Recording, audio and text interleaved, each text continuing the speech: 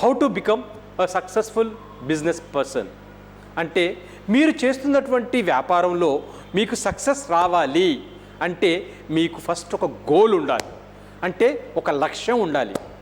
లక్ష్యం అనగానే చాలా లక్ష్యాలు ఉంటాయి, కానీ నిర్దిష్టమైనటువంటి లక్ష్యం ఉండాలి. అంటే ఏమిటి?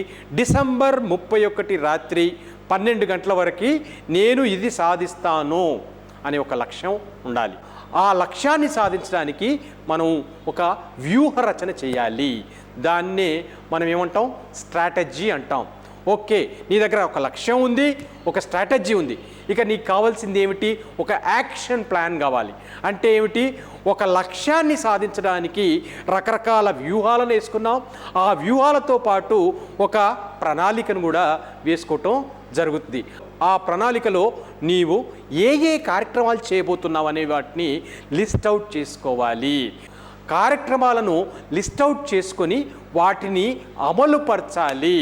చాలా వరకు ఏంటంటే లక్ష్యం ఉంటుంది, స్ట్రాటజీ కూడా ఎంతో కొంత ఉంటుంది, ప్రణాళిక కూడా ఆలోచిస్తారు, కానీ అన్నీ కూడా బుర్రలోనే ఉంటాయి.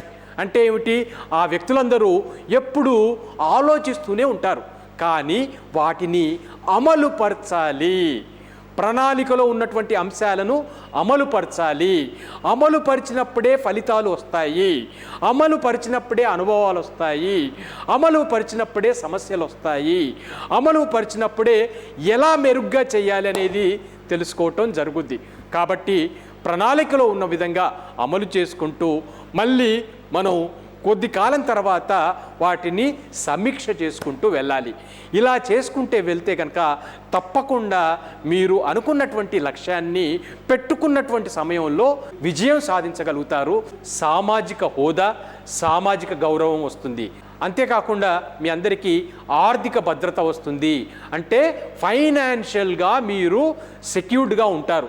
మీరందరూ ఒక 6 నెలల పాటు ఒక నిర్దిష్టమైనటువంటి లక్ష్యాన్ని, నిర్దిష్టమైనటువంటి వ్యూహాలను, అంతేకాకుండా అమలయ్యేటటువంటి ప్రణాళికను అమలు చేస్తుంటూ పోతే ఈ సంవత్సరం ఒక 6 నెలలు కష్టపడితే వచ్చే సంవత్సరం ఒక సంవత్సరంలో చేయాల్సిన పని 6 నెలల్లోనే చేయగలుగుతారు.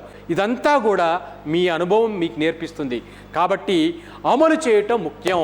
కాబట్టి అమలు చేయడానికి సిద్ధం కండి.